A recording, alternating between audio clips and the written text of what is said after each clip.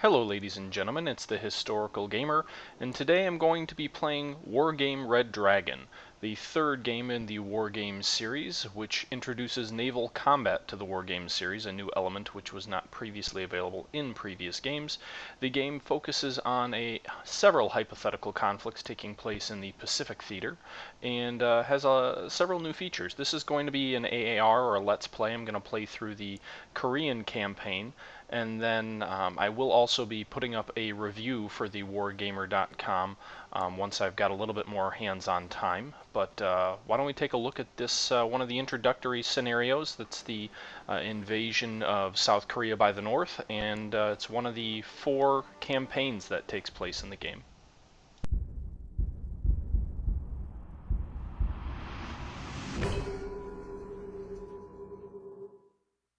June 10th, 1987.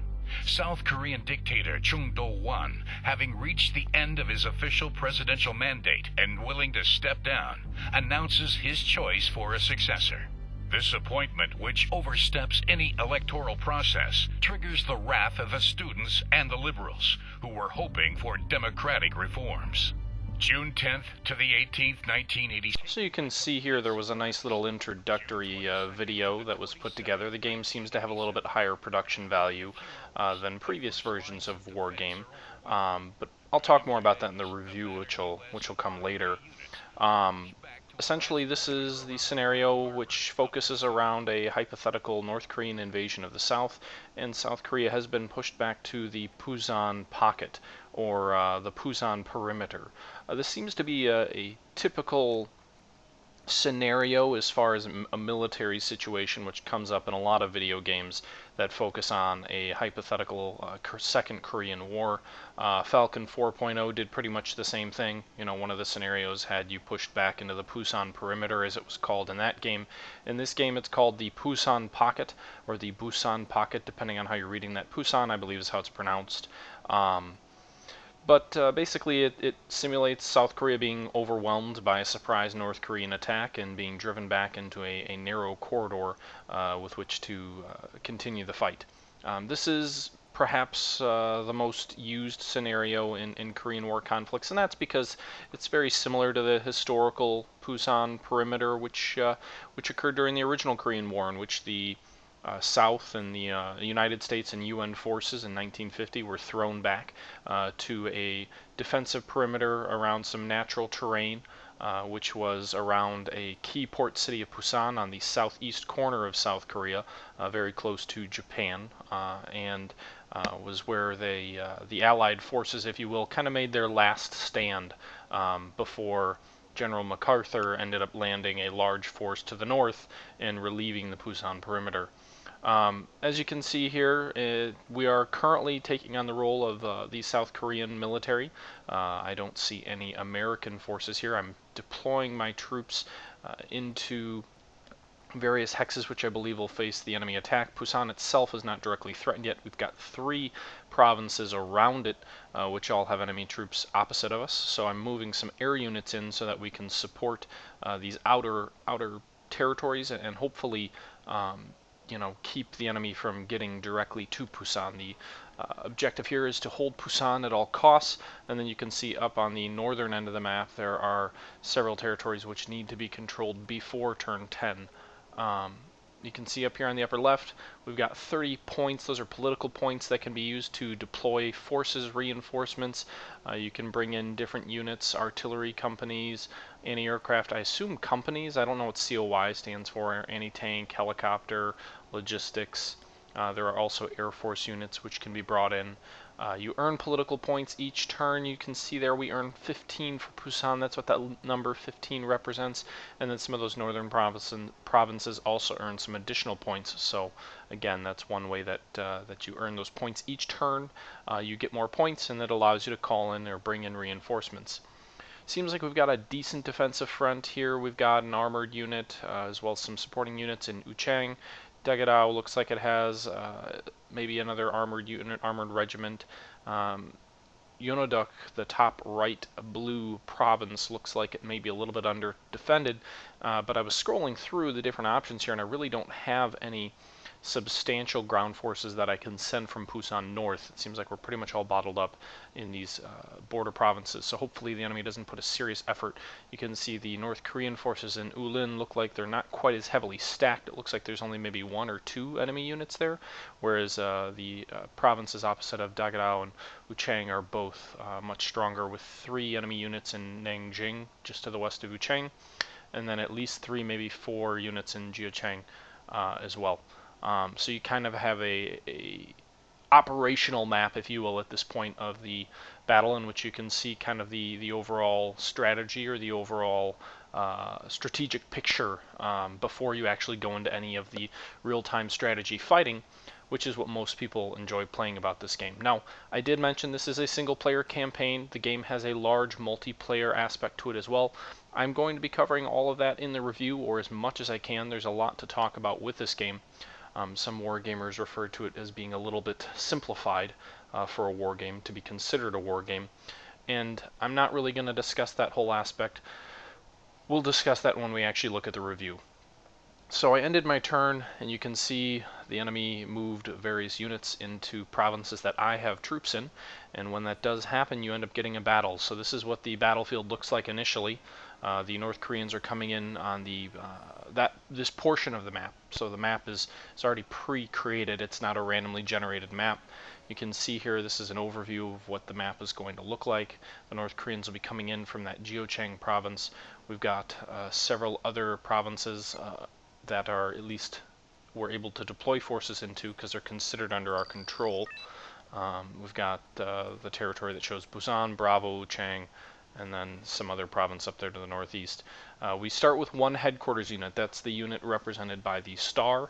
The star units, or the headquarter units, are required to possess a territory. You need to have that in one of these little squares, or one of these shapes with colors, in order for you to possess it. And in order to call in reinforcements, you have to possess a province in order to be able to bring reinforcements in. So you can deploy forces wherever you occupy a territory. As you can see, we occupy all the territories except 1 in this case, but we will only hold any territory permanently, and in the middle of the battle be able to call reinforcements into any territory that has a headquarters unit in it.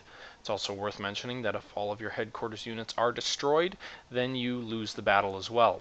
You need those headquarters units in order to survive, and right now I'm in the process of deploying my forces. So you can see here, infantry is relatively cheap. I don't have any tanks, so that's going to be hard, or could be difficult in stopping the enemy. The good thing is most of my infantry have decent anti-tank weapons.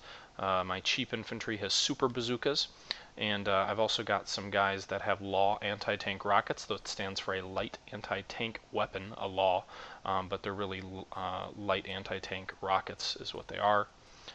We've got several different choices here. We can, queue up some F4. Is that a ES? But an F4 Phantom E strike. I believe S stands for strike.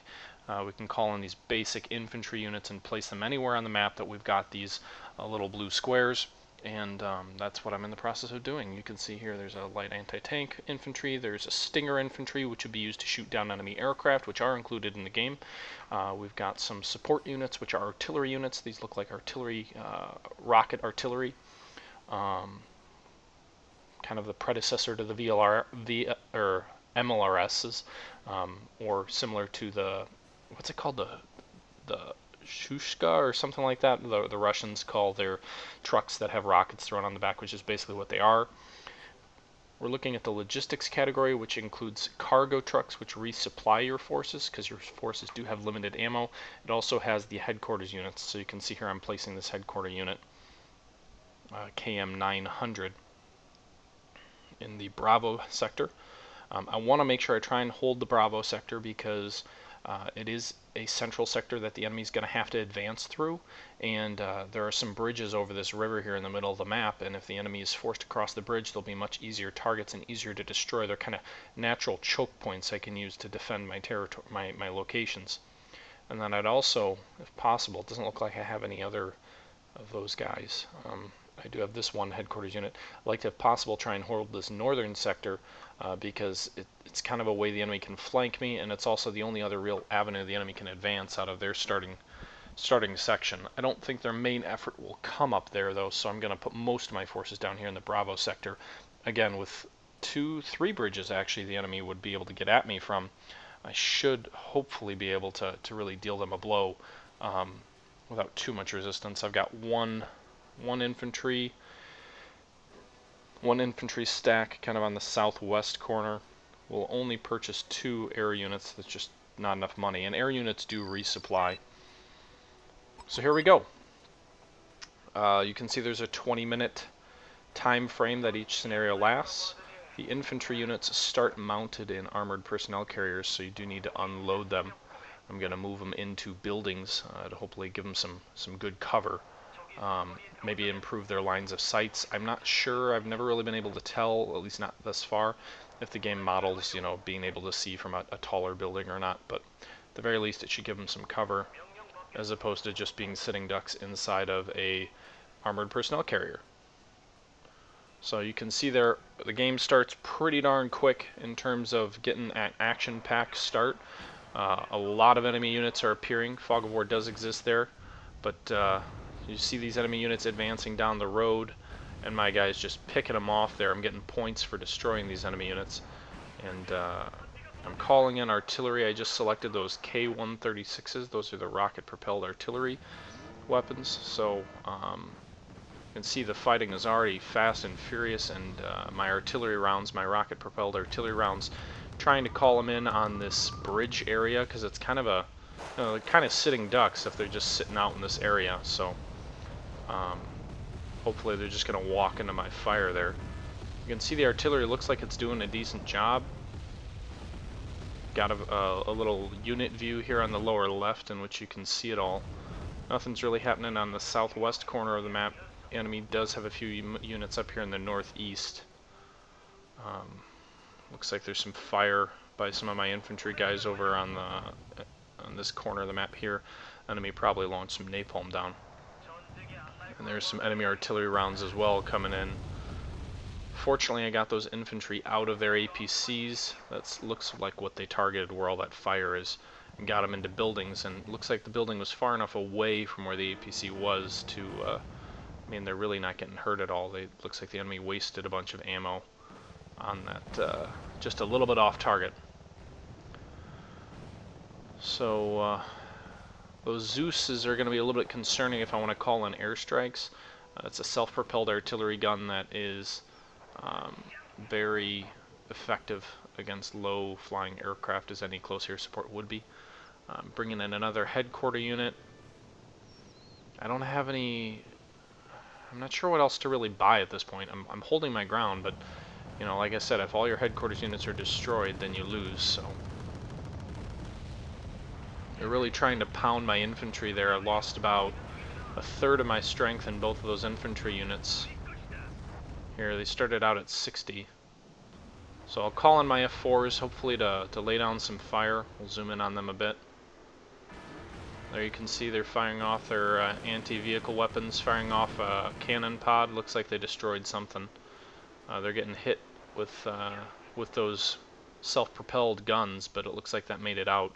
The fact that they were taking damage, though, does mean that I'm going to take a little bit of time before it's going to be able to come back into the map. Units, sometimes if all they need to do is rearm, they can come back really, really quick. But if they take damage, then they've got to repair as well, which can take longer. You can see the enemy put some more napalm down on my troops there. Calling in more artillery here. There's my F4. I kind of flew it off to the northeast. I didn't see enemy self-propelled guns up there, and I destroyed an enemy headquarters unit there. I got a plus 100, so did its job. There's some enemy aircraft coming in, some F5s. I'm not aware of North Korea having F5s. I believe an F5 is just the F5 Tiger Shark, which is an American lightweight weapon. I did not know that North Korea had any, but Wargame usually does a pretty decent job of having very large unit lists, and also pretty accurate unit lists. So you may not like the mechanics. It's very real-time strategy focused, but I haven't seen a whole lot of inaccuracies with units. Some people just don't like the mechanics of the gameplay, but they usually do a really good job with unit research. So I guess I'll assume North Korea has some F5s, unless maybe they're like a Chinese version that has a similar name that I don't know. So the enemy overran my infantry units that were in those buildings. Napalm will do that to you.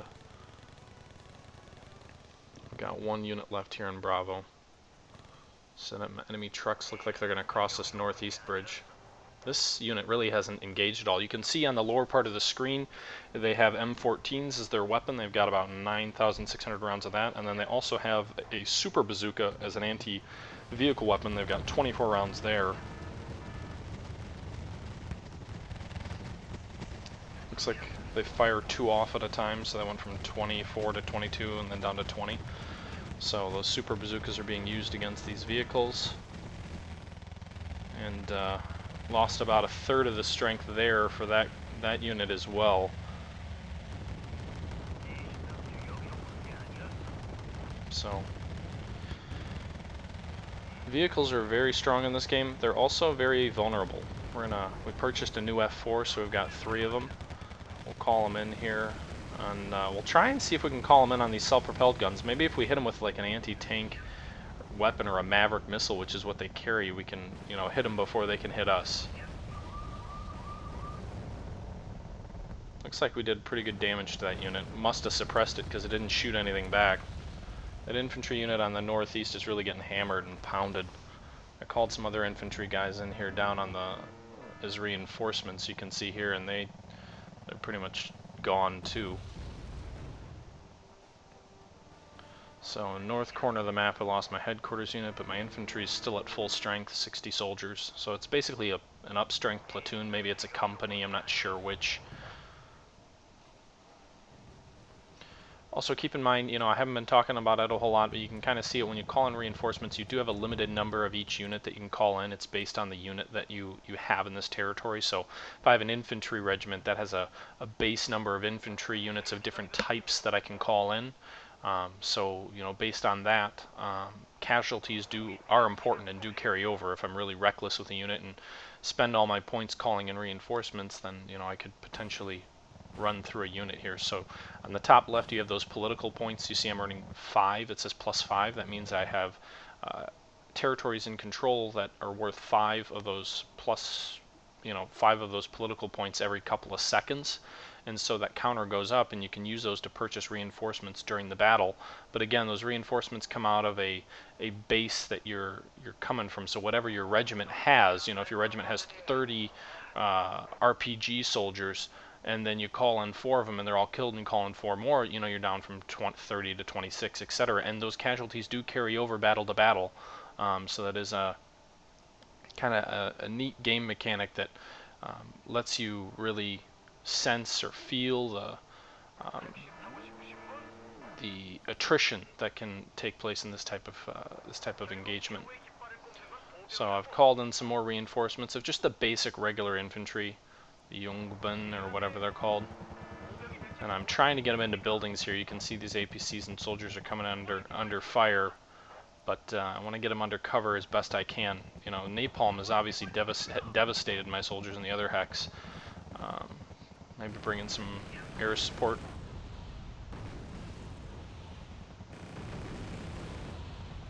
So when you do destroy enemy units, you do see you get a plus like 10 or 20, that depends on the unit.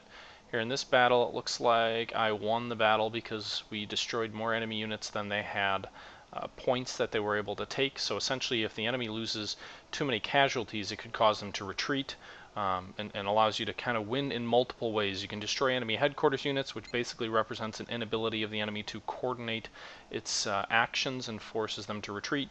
You can destroy too many of the enemy forces, which basically represents the enemy just simply losing too many men and having them, call their soldiers back to regroup. I don't know if you can win by taking all the hexes. I can't remember that. I guess maybe we'll see. Maybe we'll find out. But if the enemy doesn't have a hex with one of these air-land routes in here that you can see, then they won't be able to call reinforcements in, and then obviously if you destroy all the enemies on the map, then they won't have any headquarters units, and you'll win the battle that way as well. Again, those casualties from battle to battle do carry over, so now we're going to the other province. I believe this is in Degadao, or no, is this Degadao? Yeah, I believe this is Degadao, where the enemy is advancing kind of on the southwest coast, if you will.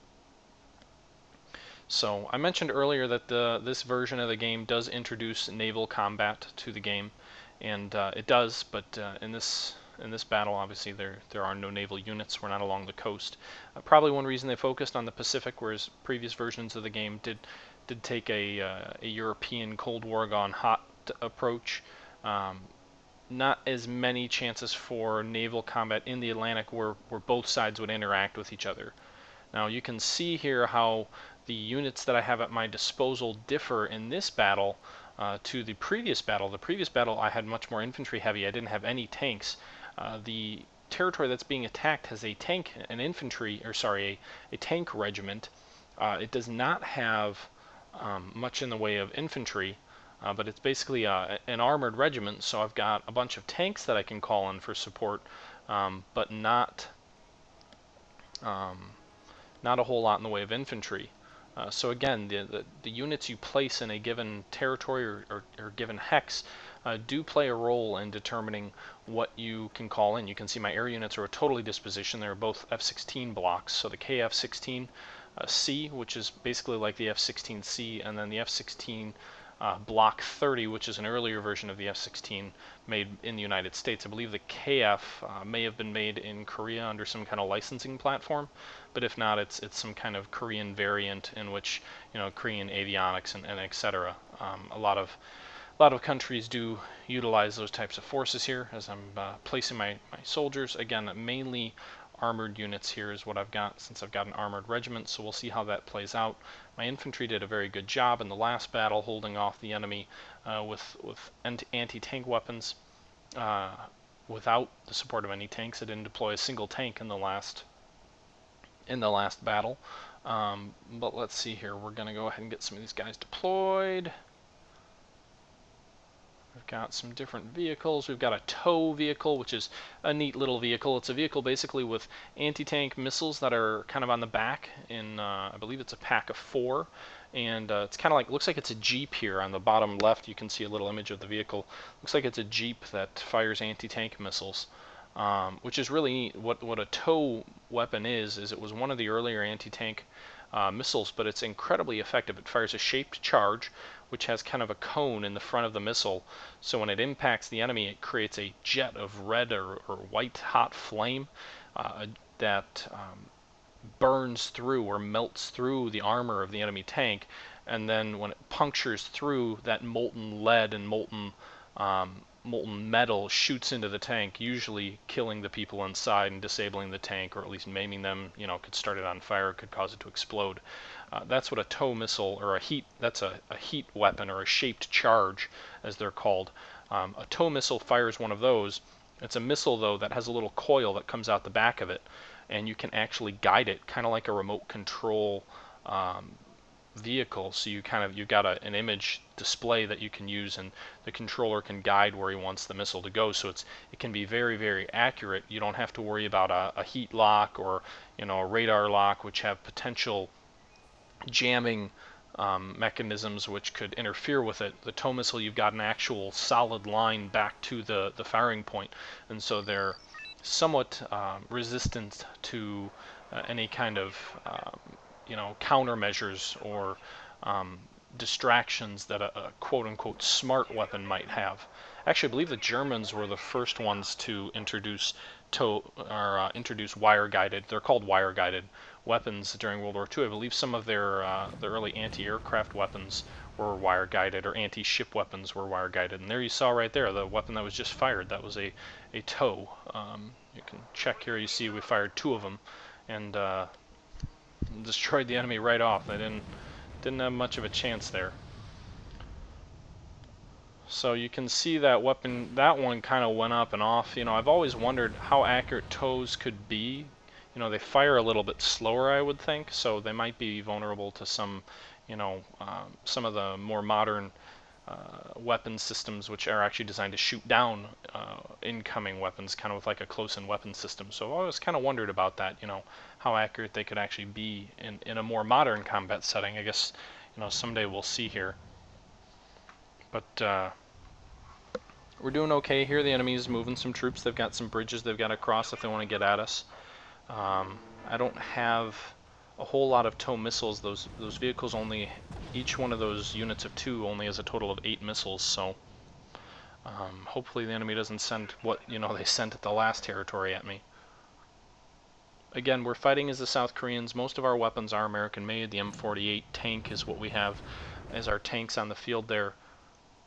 The TOW is also an American weapon system, the F4, the F-16. Most of the weapons in the Korean military at this point are going to be of American design, although I don't believe the K-1, Korea's main battle tank, is. They have a lot of M48s, they have some K-1s. It looks similar to the Abrams, but I guess we'll talk about that more in a later battle in this campaign when we actually deploy some, because as of right now, all we've deployed is American-made M48s. Looks like these... Oh, nice little hit there. Looks like these North Korean weapons are some kind of missile launching platforms. So it does look like the enemy has, it doesn't tell me what it is there, but it does look like they've got similar, a counterpart to the TOW, if you will, going on here. Because they are shooting some missiles back, and it looks like I just lost a tank. But, yeah, just kind of slowly. The enemy is not pressing too hard. It's kind of a low intensity conflict, if you will, here at this point. So, yeah, but we're holding all right. I'd be more concerned with running out of ammo. You can see there the TOWs already did. But my infantry should be able to take whatever the enemy throws at me here. I'm gonna pull this this armored tank unit that is also a headquarters unit back to the Daegedao province, because as you can see here on the top left of my screen, I'm earning those political points that we talked about before, but I can't use them. I can't call in any reinforcements, and the reason is the only province that I held on the southern part of the map was actually not a province that when you start the battle you see different arrows of where reinforcements can come in, and it was not a province you can actually call reinforcements in. Delta is not a province that has reinforcements able to come in. It looks like on the northern section I'm not holding that province. So you have to hold a province that has a map point where reinforcements are allowed to come in order to call reinforcements in. Also, you will notice that headquarters units do not hold a unit when they're in it if they're moving. They have to be stationary, and if they are infantry units that are, headquarters units can be infantry, but they can be, in an APC until you unmount them, basically deploy them. They will not be able to call in reinforcements. So now that I took this province and it turned blue, I can go ahead and call in reinforcements. I can call in some cargo trucks if I want to replenish my tow supply in these units. So that one only has 4 left. These have none. If I call in some trucks with supplies in them, I could bring in additional missiles and get my guys rearmed so they can get back into the fight. There are also scenarios in which you can deploy, I believe, at least in the previous versions of the game, a forward operating base, or a FOB, which is basically a supply depot on maps. So rather than having trucks, you can have supply depots on maps. Initial impression is that it does seem that supplies are much more scarce in this version of Wargame than in previous ones. It seemed like it was much easier to have units in supply in the previous one than my initial impressions of this one. But you can see there I won a total victory. We destroyed enough of the enemy there, I believe, in order to hold them off. So that's the end of the first turn. You get these little briefing or little updates from your commanders of your different units. So it looks like we're waiting on word from America and what they're going to do. But right now, the Koreans are just have to hold Busan at all costs as long as possible until some relief can come from the American reinforcements. We did keep the enemy from taking any of those territories. However, whatever hexes you might control at the end of a battle, whatever are red or blue or anything like that, are what you control at the start of the next battle. So it seems air units retreat to their previous territory because they all pulled back to Busan. You can see on the map there's a little air symbol on Busan, so there are some provinces apparently that have air bases, and you can, deploy your units forward for close air support, but they don't stay there. They fall back to wherever there's an airport. So that's different, I believe, than previous versions of the game. But again, when you fight a battle, if there are parts of the map that are still red at the end of the battle, they will be red at the start of the next battle. So, if I had areas I didn't have blue, I won't get to deploy troops in every single hex next battle. It'll only be in the hexes that I controlled at the end of the last battle. So that, again, there's this carryover effect that occurs in the game. But that's the first turn, so I'm going to go ahead and wrap up this first episode here for the Wargamer.com, and I hope you enjoyed it. Again, the review will be forthcoming, as well as some more episodes of this campaign as well. So thanks for watching, and until next time, this is the Historical Gamer, signing out.